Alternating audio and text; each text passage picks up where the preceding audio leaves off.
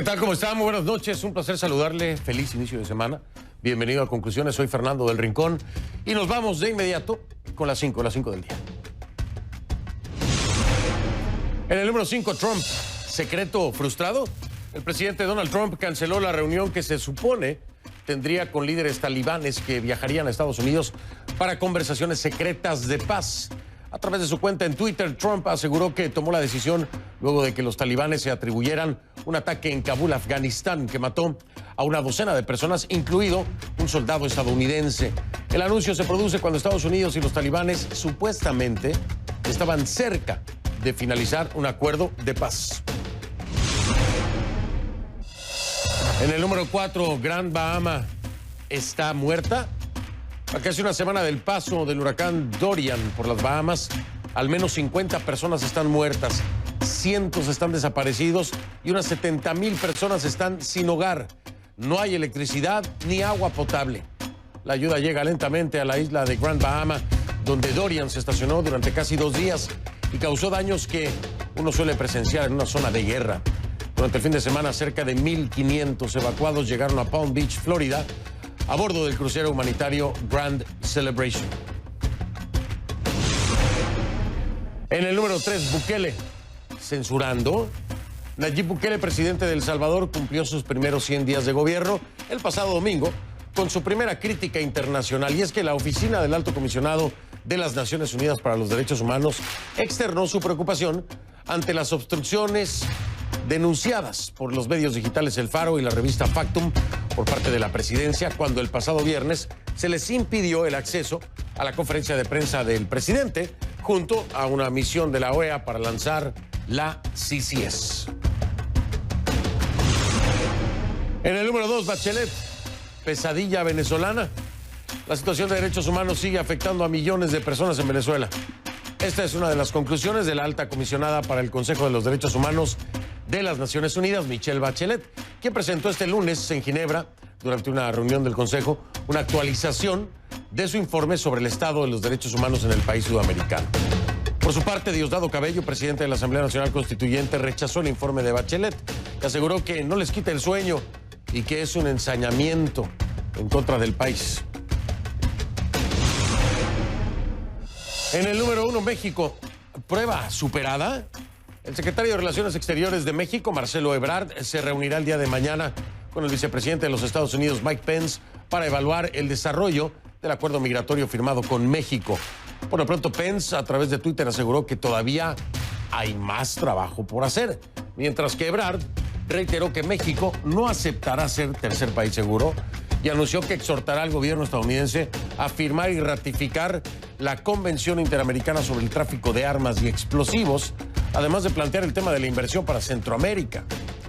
Este es el primer tema de la noche. Vamos a profundizar en los hechos.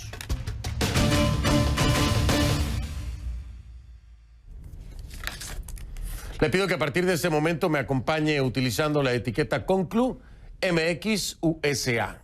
O sea, Conclu México, Estados Unidos. Conclu MX y USA, si quiere decirlo así. Ahí está, esa es la etiqueta, sus comentarios con la etiqueta Conclu MX USA. A mi cuenta de Twitter, por favor, @soyfdelrincón, @soyfdelrincón, la cuenta en Twitter, Conclu MX USA, la etiqueta. México ni es ni aceptará ser tercer país seguro. Es el mandato del presidente Andrés Manuel López Obrador. Hay consenso en el Senado al respecto. Y así lo dejó claro una vez más el secretario de Relaciones Exteriores de México, Marcelo Ebrard, antes de presentar este martes en Washington los resultados del plan para frenar el flujo migratorio a Estados Unidos. 90 días después de la firma de ese acuerdo bilateral, México hace una valoración positiva. La valoración de Estados Unidos, sin embargo, no está tan clara, ¿no? ¿Por qué? Bueno, porque más temprano el vicepresidente Mike Pence se refería a esa reunión con Marcelo Ebrard, recordando que México se comprometió a frenar la inmigración ilegal hacia Estados Unidos y aseguró que todavía queda mucho por hacer. Todavía hay más trabajo por hacer. ¿Cuál será? Luego Pence cambió el tono del discurso y en otro tuit señaló que México ha hecho más por la seguridad en la frontera que los demócratas en el Congreso. Bueno, ¿qué ha hecho México para ganar el favor de Estados Unidos? Si es que se va a ganar el favor, ¿no? Todavía no lo sabemos, mañana nos enteramos. Miguel Ángel Antoñanzas nos da una perspectiva de qué es lo que ha hecho México. Ponga atención. En mayo, el presidente Trump amenazó a México con imponer aranceles a sus productos si no hacía nada para contener el flujo migratorio de indocumentados hacia el norte. A mediados de junio, el presidente de México, Andrés Manuel López Obrador, presentaba un plan de inmigración que consistía en 5 puntos clave. El despliegue de miles de efectivos de la nueva Guardia Nacional al sur. El reforzamiento del personal del Instituto Nacional de Inmigración con 825 empleados. La movilización al sur de la Secretaría de Bienestar. La apertura de nuevos puntos para recibir a solicitantes de asilo que esperan que su caso se escuche en los juzgados de Estados Unidos. Y por último, el aumento del número de contactos con Honduras, Guatemala y El Salvador para poder desarrollar así políticas de inmigración conjuntas. Bueno, estamos cumpliendo. 90 días después llegan los resultados. Según López Obrador y su canciller, son satisfactorios. Dicen que entre mayo y agosto se ha reducido hasta un 56% el flujo migratorio. Entre otras razones, por la participación de más de 25.000 efectivos de la Guardia Nacional en tareas de control migratorio y de seguridad. Y ahora a cambio piden. Lo que nosotros vamos a decir es, bueno, la estrategia que México está implementando es exitosa y por lo tanto lo que queremos es urgir al gobierno de Estados Unidos a respaldar la estrategia mexicana, incluyendo sur de México y sobre todo los 3 países de Centroamérica, Guatemala, Honduras y El Salvador. Además, a México le preocupa el tráfico de armas y explosivos desde Estados Unidos y piden que este país firme y ratifique la Convención Interamericana que lo regula. Que se cumplan las promesas de inversión estadounidense a México, 2.500 millones de dólares y 5.800 para El Salvador, Guatemala y Honduras, y la colaboración para luchar contra los terroristas que tienen como objetivo la comunidad latina en Estados Unidos. Pero la pregunta ahora es cómo responderá Trump a estos logros y peticiones de México. Lo que puede suceder es que en su intento negociador el presidente Donald Trump o la administración Trump diga que sí, que están satisfechos, pero que prefieren implementar los acuerdos complementarios, que también en junio se establecieron si no se llegaba a la meta apropiada. ¿Qué quiere decir los acuerdos complementarios? Que se declara a México un safe country, que ya lo es, por cierto, y posiblemente a otros países para que puedan esperar legalmente y recibir ayuda, es decir, asilo político en esos países. Pero esto es algo que, si bien lo contemplaba Mark Morgan, el jefe de la Oficina de Aduanas y Protección Fronteriza, el canciller Ebrard dejó claro en un tuit que hay consenso de todas las fuerzas políticas en el Senado de su país para asegurar que México no es ni aceptará ser tercer país seguro. Miguel Ángel Antoñanzas, CNN, Atlanta.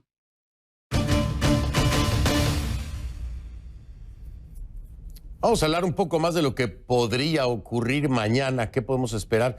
Además, en esta postura tan clara por parte del gobierno Andrés Manuel López Obrador, en la voz del secretario de Relaciones Exteriores, Marcelo Ebrard. Para eso le doy la bienvenida a Arturo Sarucán, ex embajador de México en Estados Unidos, que nos acompaña desde Washington. Ex embajador, gracias. Buenas noches, bienvenido. Hola, Fernando. Buenas noches. Buenas noches, un gusto. Me parece muy puntual lo que ha dicho Marcelo Ebrard, me parece muy claro. Me parece muy interesante porque es la primera vez que se llegará con una postura por parte de un gobierno de México ante la presión de los Estados Unidos con esto de los aranceles y en una evaluación. Es decir, México no llega nada más a rendirle al gobierno de los Estados Unidos, llega a pedirle en estos 3 puntos claros: el tema de las armas, el tema de la inversión para Centroamérica y México y el tema del terrorismo.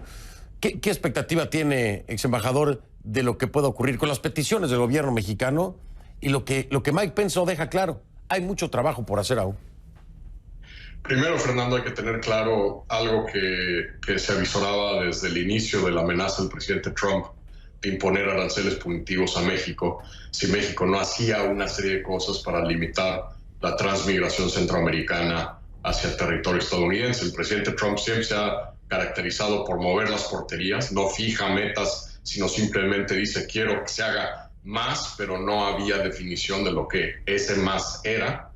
Y también algo que muchos de nosotros hemos insistido desde hace mucho tiempo: al presidente Trump le das la mano y agarra todo el cuerpo. Es decir, para Trump no hay una negociación con México, lo que Trump quiere es un trofeo con México. Entonces, por lo tanto, pues veremos qué ocurre mañana. Yo creo que la cooperación mexicana en materia de vigilancia fronteriza, tanto en nuestra frontera sur como en la frontera norte, ha sido clara. Ahí están los datos que el gobierno mexicano son muy similares, por cierto, a los datos que tiene la patrulla fronteriza y el gobierno estadounidense, y una reducción importante. Hay que decirlo también, Fernando, parte también ha sido el patrón anual climático, es decir, en la época del verano, los flujos migratorios tienden a disminuir por las condiciones meteorológicas. En el otoño siempre vuelven a ascender un poco, pero ciertamente hoy se ha visto una reducción importante, con un costo diplomático y de imagen para México elevado, Fernando. Ante organismos multilaterales y organizaciones de la sociedad civil que han cuestionado el que México haya aceptado estas exigencias del gobierno estadounidense, frente a gobiernos centroamericanos en donde pues básicamente estamos haciendo la labor de policía estadounidense, y hacia el interior de México, donde muchos hemos cuestionado que México no desarrolle su propio paradigma de política migratoria. El canciller evidentemente está revirando a estas nuevas amenazas hoy, vertidas tanto por el jefe del comisionado de protección fronteriza y aduanas de Estados Unidos, del propio vicepresidente Pence, al poner un tema que ha sido desde hace muchos años un tema muy sensible para México, que es el tráfico ilícito de armas desde Estados Unidos hacia México, que alimentan al crimen organizado y la violencia en nuestro país. Y también ha puesto sobre la mesa un tema que el presidente López Obrador trae desde la campaña, que es un paradigma de cooperación integral con Centroamérica, bajo el entendido de que ninguna medida disuasiva va a poder en sí misma, por sí sola, detener, cambiar las razones por las cuales cientos de miles de centroamericanos están huyendo de sus países, ya sea por necesidad económica o por circunstancias de inseguridad y violencia. Embajador Sarucán, usted dice algo muy importante todo el tiempo, ¿no? Mientras lo escuchaba, pero quiero retomar, dice muchas cosas importantes, pero quiero retomar algo que sin duda es pieza clave aquí. Sabemos los manejos del presidente de los Estados Unidos, Donald Trump, en temas de campaña, en temas políticos. El muro ha sido una de sus armas más importantes para tocar bien a su base, para motivarla. Y lo decía usted, Trump, si le da la mano, te agarra el cuerpo completo y buscará sacar provecho y hacer un trofeo de México. En este momento, más que antes, en este momento, rumbo a la búsqueda de una reelección, ¿por qué podemos pensar que las cosas pintarán bien para México? ¿No le conviene mucho más a Trump mantener la presión sobre México a pesar de los resultados que se estén presentando y de los logros que lleve Marcelo Ebrard? A pesar de eso, Trump seguirá presionando para poder motivar a su base, para poder sacar provecho político rumbo precisamente a la reelección, cuando ha sido una de sus grandes promesas de campaña anterior y ahora, ¿no? Sí, sin duda, Fernando. Es decir, el uso de México como una piñata electoral fue uno de los ejes vertebrales de su campaña en el 2016. Lo seguirá siendo para la reelección en el 2020. Ahí es donde convergen el tema del muro, la seguridad fronteriza y el alcahueteo de la migración como una fuente de amenaza permanente para Estados Unidos, y los migrantes caracterizados como una amenaza al bienestar, a la seguridad y a la prosperidad de Estados Unidos. Eso no va a cambiar, esa va a ser una bandera persistente de aquí a su campaña de reelección. Por eso es que también ha estado buscando arrinconar a México a través de sus ultimátums. Y el problema es que de alguna manera, pues el gobierno mexicano, al acceder a instrumentar estas políticas migratorias con respecto a la migración centroamericana, pues le ha dado un poquito el recetario para que en este tema, o incluso también, Fernando, en un tema que todavía no se han pronunciado del todo, pero que el presidente Trump ya amagó con él hace 3 o 4 semanas, que es el tema del combate a las drogas, en particular al fentanilo, que entra sobre todo China a través de puertos en el Pacífico, tanto canadiense, mexicano como estadounidense. Es decir, esta receta de amenazar y exigir concesiones en temas distintos de la agenda bilateral, pues ya le surtió efecto, ya le demostró que le puede dar réditos en la relación con México, y no me sorprendería que mañana, más allá de la discusión que pueda haber sobre el tema de la política migratoria y qué más se puede o no se puede hacer en materia de controles migratorios, vayan a sacar la delegación estadounidense, el vicepresidente Pence, vaya a sacar este tema de la cooperación mexicana en materia de combate a las drogas como un nuevo baremo, un nuevo parámetro más para medir la cooperación mexicana con Estados Unidos. Yo creo que es momento para que el gobierno mexicano pinte rayas rojas. Yo creo que lo está empezando a hacer el canciller Ebrard, y hay que entender que por mucho que el presidente López Obrador quiera evitar la confrontación con el presidente Trump, hay momentos en que esto, sobre todo una relación como la nuestra, será inevitable, y que lo cortés no quita lo valiente. Tendremos que fijar claramente líneas rojas en donde México establece las condiciones y los parámetros de ese diálogo. Estoy completamente de acuerdo con usted, ex embajador. Es muy cierto lo que ha dicho, de una forma muy simple, ¿no? Lo cortés no quita lo valiente, y sí. Bueno, ya al menos se está marcando México. No vamos a ser tercer país seguro, ¿no? No lo vamos a hacer.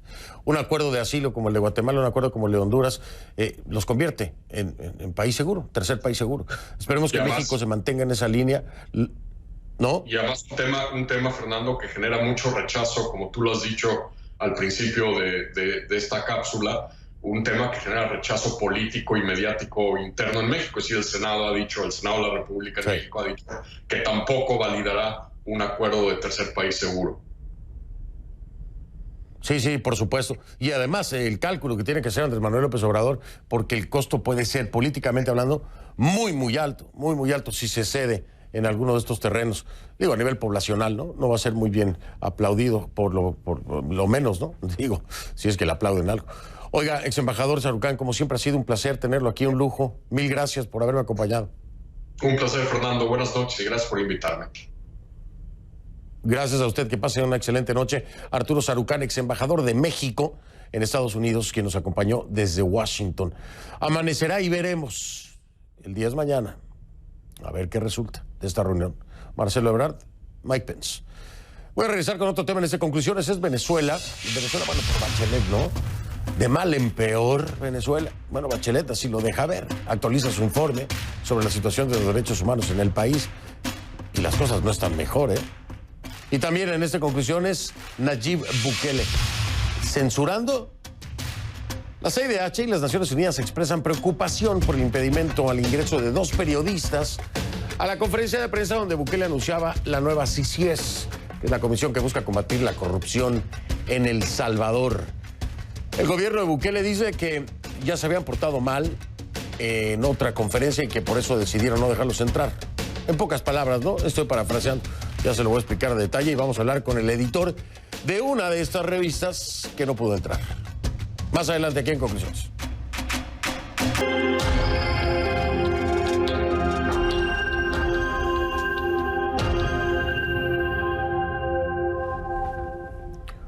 Le pido que a partir de este momento me acompañe utilizando la etiqueta numeral Conclu Bachelet VZLA, Venezuela. Conclu Bachelet VZLA. Ahí está en pantalla, esa es la etiqueta Conclu Bachelet VZLA de Venezuela. Sus comentarios con esta etiqueta, mi cuenta en Twitter, @soyfdelrincón, @soyfdelrincón. Venezuela va de mal en peor. Bueno, al menos así lo asegura prácticamente Michelle Bachelet. Esa es la principal lectura, ¿no?, que se le da a la actualización del informe sobre la situación de los derechos humanos en Venezuela que hizo el día de hoy Michelle Bachelet, que es la alta comisionada de las Naciones Unidas para los Derechos Humanos. Esta es la radiografía del país que presentó la ONU. En Venezuela las personas se siguen muriendo por falta de medicamentos o tratamiento médico. 400,000 personas con enfermedades crónicas tienen acceso insuficiente a los tratamientos. 39 pacientes, entre ellos niños, esperan viajar al extranjero para recibir un trasplante. Para algunos, por supuesto, ya es tarde, ¿no?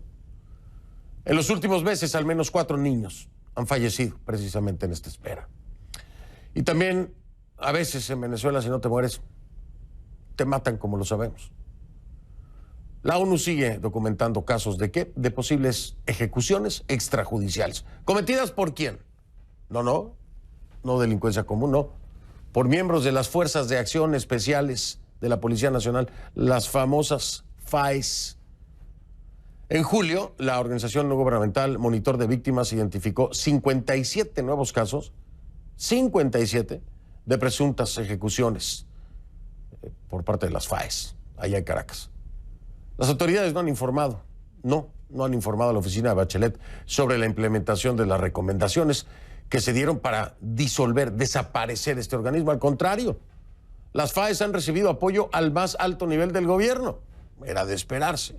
No, todo lo contrario. Según el Ministerio Público de Venezuela, de agosto de 2017 a mayo de 2019, 104 miembros de fuerzas de seguridad fueron condenados por violación a derechos humanos. Pero no especifican qué tipo de violación a los derechos humanos. Por el contrario, Bachelet sí señaló avances en cuanto a la situación de los presos. El régimen de Maduro ha excarcelado a 83 personas, pero queda pendiente la liberación plena. ¿Se acuerda? Que había confusión de eso. Aquí le dejamos claro que no estaba en libertad plena la jueza Afiune. Bueno, sigue pendiente. También el periodista Braulio Jatar, y quienes se les concedió a ambos medidas parciales, ¿no? También se han tomado medidas para aliviar la situación médica de algunos detenidos en esas cárceles en las que se tortura y se registran malos tratos, tanto físicos como psicológicos. A Michelle Bachelet le preocupa además, la presencia de militares en territorios indígenas y los recientes casos de violencia contra esas comunidades. También, por supuesto, el impacto ambiental y en la vida de los indígenas de la extracción de oro, diamantes, coltán y otros metales en el arco minero del Orinoco, que lo están saqueando, están acabando con él. Las autoridades sostienen que hubo consultas con los indígenas antes del establecimiento del arco minero, eso es lo que dicen. Los indígenas y organizaciones no gubernamentales dicen lo contrario. De acuerdo con este informe de la ONU, la economía venezolana atraviesa el que podría ser el episodio hiperinflacionario más agudo que haya vivido la región. Podría ser, digo yo, ya lo es, ¿no? El más agudo de la región. Fíjese, una familia necesita 41 sueldos mínimos para comprar la canasta básica. Solo para comprar la canasta básica, 41 sueldos mínimos. La dolarización de facto está exacerbando más estas desigualdades. Y las sanciones impuestas por Estados Unidos están teniendo un fuerte impacto en la población, así lo asegura, ¿no? Lo que ocurre en Venezuela no es solo una crisis nacional, también es un factor de desestabilización regional. Quien no lo entienda no sabe nada. Pero al régimen de Maduro poco le importan estos informes, poco le importa. Tantos informes que hay, ¿no? Mire usted lo que dice Diosdado Cabello para que se dé cuenta de cuánto les importan estos informes. Escúchelo. De manera que para nosotros, lo que diga la señora Bachelet, ella puede decirlo, nadie le va a decir que no. No nos va a quitar el sueño, no nos vamos a dejar chantajear para nada.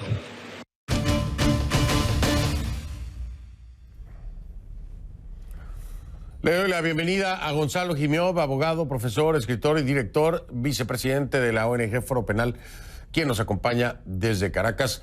Gonzalo, Diosdado Cabello dice, no nos va a quitar el sueño. Mi pregunta, enfocada concretamente al trabajo y a la gran labor que hace el Foro Penal, es que no le va a quitar el sueño a Diosdado. Este informe, ¿ha tenido algún impacto el trabajo de Michelle Bachelet y de la gente que ahí ha dejado?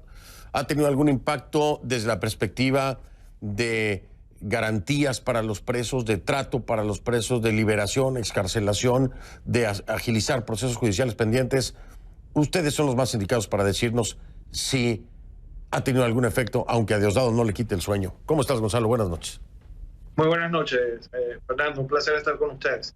Bueno, mira, una de las cosas que yo creo que es muy importante destacar, no solamente con esta actualización que está haciendo la Alta Comisionada para los Derechos Humanos de la ONU del informe que ya había presentado anteriormente en fecha 5 de julio, sino con el mismo informe original, es que hay que tomar en cuenta que estas no son palabras, estas no son voces, no son argumentos que se estén librando para los venezolanos. Es decir, estas no son historias que nos están contando que a nosotros nos vayan a sorprender. No tiene por qué, por ejemplo, Diosdado Cabello decir si esto le quita o no le quita el sueño, porque este no es definitivamente un informe elaborado para los venezolanos. Es un informe elaborado para la comunidad internacional. Y es desde esa perspectiva que este informe y esta actualización que se acaba de emitir de este informe de la Alta Comisionada para los Derechos Humanos de la ONU es que va a ser verdaderamente efectiva. Desde allí es que se va a lograr su efectividad, porque se está hablando incluso en lenguaje de la comunidad internacional para la comunidad internacional. Ya lo decíamos, por cierto, cuando se libró el informe original el 5 de julio, que esto para nosotros no era ninguna sorpresa. De hecho, lo que está haciendo con esta actualización Michelle Bachelet es volvernos a decir lo que ya sabemos, lo que ya nosotros conocemos. Pero reitero, repito, esto no es para nosotros, esto es para la comunidad internacional, y ahí sí es donde está teniendo efecto, y ahí es donde, pese a lo que digan nuestros gobernantes, pese a lo que digan los representantes de Maduro, etcétera, ahí sí tienen que prestarle atención a lo que está pasando, sobre todo de cara a todo lo que ha sido el movimiento internacional que ha abierto los ojos definitivamente a cuál es la realidad sobre la violación de los derechos humanos en Venezuela. Es ahí donde está siendo verdaderamente efectivo este informe. De cara a Venezuela, ya puertas adentro, el informe ha tenido pues un impacto un poco más limitado, ciertamente. No ha tenido verdaderamente la fuerza que nosotros como organizaciones no gubernamentales hubiésemos querido que tuviera. Tenemos todavía, fíjate, 478 presos políticos, 8.906 personas sujetas a procesos penales, también por motivos políticos bajo medidas cautelares. No ha mejorado significativamente el trato de estos presos en los diferentes centros de reclusión. La tortura, el trato cruel, inhumano, degradante continúa, persiste. Hubo uno que otro avance en materia de tratamiento médico de los procesados, pero no ha sido algo verdaderamente significativo. Es decir, de cara a Venezuela, el informe ha tenido poco impacto, y yo creo que eso es un poco lo que está reclamando la alta comisionada. No se le están prestando atención a sus recomendaciones. Pero eso es una cosa que en Venezuela, de cara a la comunidad internacional, el panorama es completamente diferente, porque allí sí se le presta atención a lo que tiene que decir esta instancia, que, entre otras cosas, es la instancia de mayor jerarquía, podríamos decirlo así, de tutela de los derechos humanos en el mundo entero.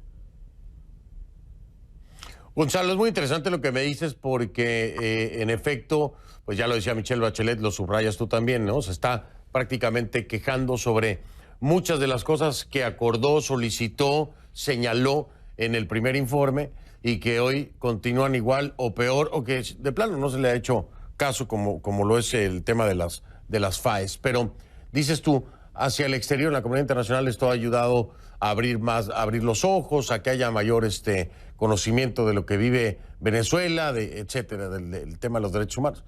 Y yo te voy a hacer una pregunta muy inocente tal vez, pero desde mi perspectiva, Gonzalo, es que se puede o se tiene que abrir más los ojos a la comunidad internacional. Ha quedado claro, ¿no? Ha quedado claro, Gonzalo, que el mundo democrático ha entendido más que de sobra la tragedia que vive Venezuela y los venezolanos dentro y fuera del país. Ha quedado claro, el mundo democrático, yo no creo que tenga que abrir más los ojos, porque si los abre más se le van a salir los ojos, ya es imposible. Y los países que aún apoyan al régimen de Maduro son los países como Turquía, no sé, te hago una lista si quieres, pero tú sabes cuáles son. Esos van a seguir apoyándolo. Entonces, entiendo lo que me dices, pero ya no es necesario, Gonzalo, o lo es. El mundo democrático ya lo tiene claro, ¿no te parece? No, sí, definitivamente el mundo democrático lo tiene claro, pero recordemos que todavía hay factores de opinión, por ejemplo, partidos políticos, comunicadores sociales, personalidades que todavía se atreven a defender lo que está pasando en Venezuela como si fuese algo positivo, como si fuese algo valioso. Yo creo que este informe sirve, además de para generar, además de conciencia en los gobernantes, en las naciones del mundo, sirve también para generar conciencia en las personas, en las personalidades, en quienes pueden de alguna manera también tener ese factor de influencia que permita que ese giro, que ese cambio que se tiene que dar en Venezuela se dé. Pero además tenemos que tomar en cuenta algo muy importante, Fernando, que más allá de ese impacto que se pueda tener creando conciencia en las naciones o en las personas sobre lo que está pasando en Venezuela, ahora vienen, por ejemplo, algunos eventos internacionales importantes. Por ejemplo, por solo mencionar uno, Venezuela está aspirando a seguir en el Consejo de Derechos Humanos de la ONU, en sentarse en el Consejo de Derechos Humanos de la ONU. Un informe como el que se emitió el 5 de julio, con una ratificación como la que se acaba de emitir al día de hoy, en la que se dice con mucha claridad que el gobierno venezolano, Nicolás Maduro y sus seguidores no están respetando lo que se les está diciendo desde la misma ONU, debería tener un impacto, debería tener un peso muy importante para evitar que quien está violando los derechos humanos se siente en la mesa en la que se supone se deben defender los derechos humanos.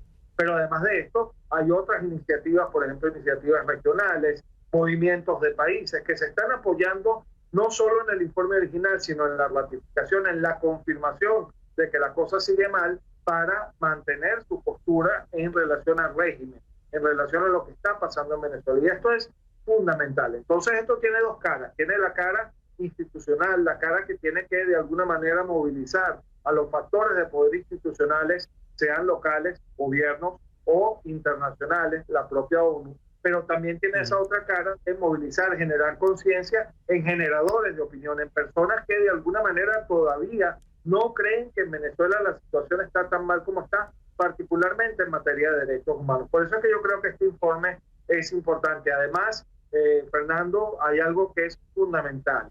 Ahora parece la justicia muy lejana. Ahora parece muy difícil que en algún momento quienes han violado los derechos humanos sean declarados responsables por ello. Pero estos son ciclos que tienden a terminar. La historia lo demuestra. Y cuando en el mundo, cuando en Venezuela sea posible hacer justicia, todas estas expresiones, todas estas manifestaciones, específicamente este informe de Michelle Bachelet, así como otros que han emitido otros organismos internacionales, van a ser determinantes, van a ser fundamentales para que se haga justicia y para que podamos señalar directamente a los responsables de lo que nos ha pasado como culpables, no solo de violaciones graves a los derechos humanos, sino eventualmente también hasta de crímenes de lesa humanidad. Eso me queda más que claro. En el momento que se pueda hacer justicia, lo que les va a caer encima es un cerro de casos, vamos a dejarlo en eso, un cerro de casos. Les va a avalados por la comunidad internacional, avalados por la propia oficina del Alto Comisionado. Claro, era lo que te iba a decir, avalados por la comunidad internacional. Por eso te digo, les va a caer un cerro de casos encima. Oye, Gonzalo, mil gracias. Me tengo que ir. Tengo un tema más todavía que tiene que ver con libre expresión, que bueno, es delicado, esperemos no se complique. Es en El Salvador. Pero me despido de ti, te mando un abrazo, Gonzalo. Mil gracias. Un fuerte abrazo, Fernando. Un placer estar con ustedes y siempre a la orden. Igualmente, gracias por siempre aceptar estas entrevistas. Gonzalo Imiov, director vicepresidente de Foro Penal. Ahora pausa, regreso y vamos con el tema que le decía, es en El Salvador, es Nayib Bukele. Se pregunta ya la misma ONU, ¿está censurando? Nos preguntamos todos, ¿no? ¿Por qué? Bueno, porque impidieron la entrada a dos periodistas a la conferencia donde Bukele anunció la creación de la Comisión Internacional contra la Impunidad en El Salvador. Pero dice en un comunicado, es que ya se habían portado mal en otra conferencia, por eso no los dejamos entrar. Eso dice el gobierno de Bukele, ¿no? Vamos a hablar con el director, el editor de uno de estos medios al regresar.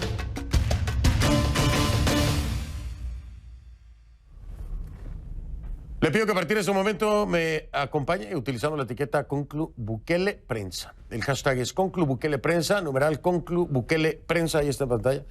Esta es la etiqueta para recibir sus comentarios a mi cuenta en Twitter, @soyfdelrincón, @soyfdelrincón, Conclu Bukele Prensa, la etiqueta. Porque, bueno, el presidente de El Salvador, Nayib Bukele, cumplió este domingo 100 días de gobierno. 100 días de gobierno, con su primer crítica, ¿sí? Llamado de atención, como le quiera llamar, internacional. La Oficina del Alto Comisionado de las Naciones Unidas para los Derechos Humanos externó su preocupación ante las obstrucciones denunciadas por los medios digitales El Faro y la revista Factum por parte de la presidencia cuando el pasado viernes se les impide el acceso a la conferencia de prensa donde el presidente, junto a una misión de la OEA, estaba anunciando el lanzamiento de la CICIES, de la que hablamos la semana pasada, ¿no? En El Salvador está Merlín del CID, nos tiene más información. Merlín, te saludo. La respuesta del gobierno o la justificación del gobierno es que, en pocas palabras, por decirlo así simple, es que estos colegas se habían portado mal en otras conferencias, es lo que dice, y que por eso deciden ya no darles la entrada a esta. ¿Qué nos puedes ampliar acerca de todo esto que me imagino es una gran controversia por allá? Hola Fernando, gusto de saludarte. Sí, controversia que se armó el viernes y que ha continuado el fin de semana y también este lunes por la decisión del gobierno de impedir el ingreso de los periodistas de dos medios de comunicación, ya lo decías tú, revista Factum y también el periódico digital El Faro. El argumento del gobierno que se conoció horas después a través de la cuenta de Twitter del presidente Nayib Bukele establece en términos generales que los periodistas de estos periódicos, dice el mandatario, en una conferencia previa habían alzado la voz, habían gritado en Casa Presidencial y que es un comportamiento que, dice el gobierno, no es permitido, aunque en este punto, Fernando, hay que puntualizar algunas cosas, como por ejemplo que en algunos eventos anteriores estos medios se han anotado en una lista de preguntas para el presidente y cuando ha llegado su turno para preguntar, se los han saltado o en ese momento se han acabado la ronda de preguntas y no se les ha permitido preguntar. En otras simplemente se dice que ya están las personas que van a preguntar y no se les ha pedido hacerlo, no se les ha permitido hacerlo. Por eso en esa conferencia de prensa uno de ellos alza la voz para preguntarle y que el presidente lo escuche, porque no puede tener a la mano el micrófono que se le suele dar a los periodistas para poder preguntar. Esa es la razón que el gobierno dice, o el argumento que ha dado para impedir el ingreso de estos medios o los periodistas de estos medios a las conferencias de prensa y según el comunicado esa es una medida que se va a mantener hasta, y lo dice literalmente, no haya un compromiso serio de los medios de comportarse. Controversia grande que se ha generado en eso y que ocurre en el marco de los 100 días del presidente Nayib Bukele y justo horas antes de que lanzara las ICIES, según el gobierno, aunque en la medida se ha ido conociendo más información de este tema, es una carta de intenciones en la que la OEA se compromete a apoyar al gobierno para crear una estructura que va a depender únicamente del Ejecutivo en los próximos 3 meses, Fernando. Así es, lo hablábamos la semana pasada, precisamente aquí estaba Merlín del Cid, porque ese es otro tema que también genera controversia. Pero conveniente, ¿no? Se acaba la ronda de preguntas y quedan fuera los medios, no se les da la lista. Bueno, en algún momento uno se desespera, levanta la mano y le dice a toda voz, presidente, porque no le puedes preguntar, no te dan micrófono, no te dan pauta, no te dan espacio, ¿cómo le hacemos? Merlín del Cid, hemos estado ahí. Todos los periodistas hemos hecho en eso en algún momento, Fernando. Siempre nos ha tocado, a todos nos ha tocado, ¿no? Y de pronto hay que levantar la mano, porque tenemos la pregunta, pero no la quieren escuchar. Así que dijo. Exacto. Vamos a hablar más del tema. Oye, te mando un abrazo, Merlín, por lo pronto, pues que no te toque levantar la mano y alzar la voz, porque nos metemos en problemas. Te mando un abrazo. Saludos, Fernando. Gracias. Era Merlín del Cid en vivo desde San Salvador. A una pausa, voy a regresar para hablar con César Faguaga. Es periodista y jefe de redacción de la revista Factum. Ya vengo.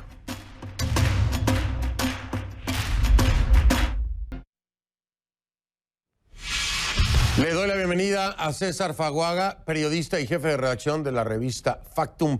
César, buenas noches, bienvenido, gracias por estar aquí. Gracias, buenas noches, Fernando. Un gusto estar en tu programa. Un gusto. Oye, César, qué bueno que Merlín está ya con nosotros porque nos cuenta exactamente el escenario donde se supone o del que hace referencia el comunicado de Bukele, ¿no? Que habían levantado la voz y que habían gritado. Pues claro, no te dan entrada para una pregunta, te sacan de la lista o la ronda de preguntas se termina, pues esto te lleva como periodista a levantar la voz para que te escuche el presidente y te responda. Dime algo, César, ¿esto es una práctica común con ustedes solamente, con El Faro o con la prensa en general? Bueno, Fernando, esto es nuevo realmente. Tenemos apenas 3 meses de este presidente, el presidente Bukele, y si bien es cierto que el trato que ha tenido con algunos medios de comunicación en particular no ha sido el ideal, especialmente con los medios de investigación que hacemos investigaciones de verdad, hacemos periodismo a profundidad y hacemos preguntas incómodas, pues nosotros hemos solicitado durante la campaña, solicitamos entrevistas o declaraciones a sus funcionarios, a la gente que estaba en su círculo cercano, porque queríamos entender cómo iba a gobernar, queríamos entender cuáles eran sus planes, sus programas, y sabíamos que de alguna forma iba a ser difícil. Esto es un escenario que ya lo anticipábamos, sin embargo no lo vimos venir esto. Nosotros en conferencias de prensa donde ya el presidente había tomado posesión después del 1 de junio, hemos participado. A nosotros tampoco es que se nos convoca, hemos tenido que estar haciendo malabares para atender a las convocatorias, hemos ido a las convocatorias y nos hemos anotado incluso en segundo lugar en algunos momentos, y cuando toca nuestro turno o nos saltan o dice que la conferencia se ha terminado. Como periodista tenés dos opciones, una es aceptar eso, y otra, entender que el funcionario está pagado con los impuestos del pueblo y por lo tanto nos debe explicaciones, no solo a nosotros como periodistas, sino también a la sociedad. Y por lo tanto lo que nos queda, y lo que nos quedó en algunos momentos, es alzar la voz, levantar la mano y hacer las preguntas. El poder se siente incómodo cuando el periodismo de verdad lo interroga. Y eso es lo que ha pasado. La justificación que ha dado el presidente Bukele pues nos parece bastante absurda teniendo en cuenta eso, y además en el momento que se hizo. Porque se hizo cuando se estaba firmando una carta de intención para la creación de una comisión contra la impunidad, cuyo uno de sus principales valores es la transparencia. Entonces, en un evento donde se está hablando de transparencia, donde se está hablando de la creación de un organismo para que venga a ayudar a este país, la decisión del presidente Bukele es limitar el acceso a dos medios de comunicación que han sido los principales referentes de periodismo de investigación en el país, El Faro y nosotros, Revista Factum. Sí, no, además, ¿sabes qué, César? Yo tengo que resaltar varias cosas, pero una de ellas es el tuit para nuestra audiencia, el tuit que manda Bukele, dice, los de Factum y El Faro se están haciendo las víctimas, y lo pone entre comillas. No sé si usted lo ha visto o no, pero es por, vaya, un meme de una persona que dice víctimas y eso volvió viral, y es una forma de burlarse de las personas cuando se hacen falsas víctimas, ¿no? Entonces, si tú te estás haciendo una víctima falsamente, te dicen, te estás haciendo la víctima. Y quiero traer al contexto porque no me parece nada presidencial y me parece muy irrespetuoso que en un contexto en el que ya incluso Edison Lanza, ¿no?, desde la Relatoría de la Libre Expresión, se manifiesta en torno a esto, que haya un tuit en donde se utilice esta palabra haciendo burla de las víctimas, ni presidencial ni respetuoso. Es un presidente que está pidiendo respeto, pero es irrespetuoso con la prensa, o lo toman ustedes como broma. No sé si Bukele lo quería hacer así. ¿Cómo toman este tuit con las víctimas?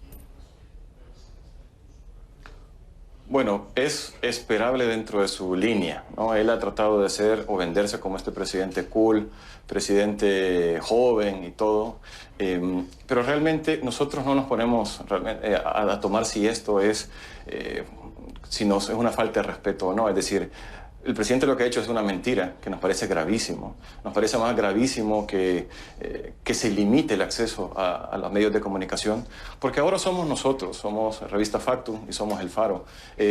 Pero más adelante puede ser cualquier otro medio de comunicación. Para nosotros lo importante aquí es que el presidente aclare. Nosotros hemos pedido, además, a través de su gente de prensa, que nos dé una explicación plausible de lo que está pasando. Queremos una explicación. Además, que se nos diga estas cosas en la cara. Que el presidente Bukele comunique a través de meme, pues será mucho su estilo. Disculpe la gente que no está viendo que tengamos un presidente tan infantil. Pero lo que nosotros realmente queremos es que él levante esta restricción que se ha puesto, porque al final es una grave violación a la libertad de prensa.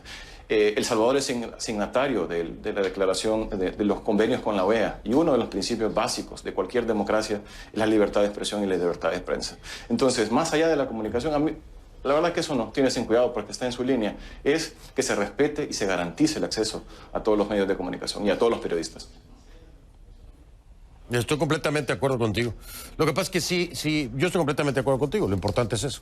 Pero sí también es importante subrayar esto, a lo mejor por si está escuchándonos Bukele, pero cuando se pide respeto se tiene que dar, ¿no? Y aunque sea línea o no línea, aquí le está faltando a la libre expresión y a los afectados, porque eso de víctimas está revictimizando a periodistas que han sido censurados, esa es la palabra. Y te digo algo, César, lo comparto contigo y con la audiencia. Algo le pasó a Bukele cuando entró a la presidencia. Algo le pasó porque en este programa, y no me puede dejar mentir mi productor Julián Zamora, estuvo un sinnúmero de veces cuando era candidato, infinitas veces. Desde que es presidente, no ha respondido a un solo llamado de decenas de invitaciones para hacerle una entrevista. O sea que algo le pasó, algo le pasó. Colega, no se sientan excluidos, pero vamos a esperar. Ojalá Bukele responda al llamado nuevamente de un servidor, como candidato, cuántas veces estuvo, como presidente venga, aclare esto que ha hecho con mis colegas y háblenos. Cool o millennial o como sea, pero siéntese a hablar conmigo, porque antes lo hacía fácilmente, ahora no, y ahora no deja a mis colegas ejercer. Pues, ¿qué le pasa? ¿Qué le pasa? Digo yo.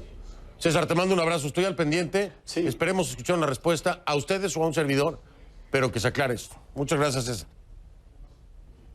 No, muchas gracias, Fernando, por el espacio, y sí, estamos pendientes de la situación, cómo va evolucionando.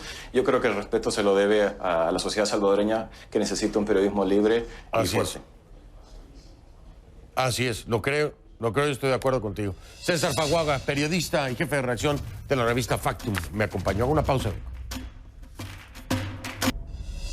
Soy Fernando del Rincón, lo veo mañana, muchas gracias.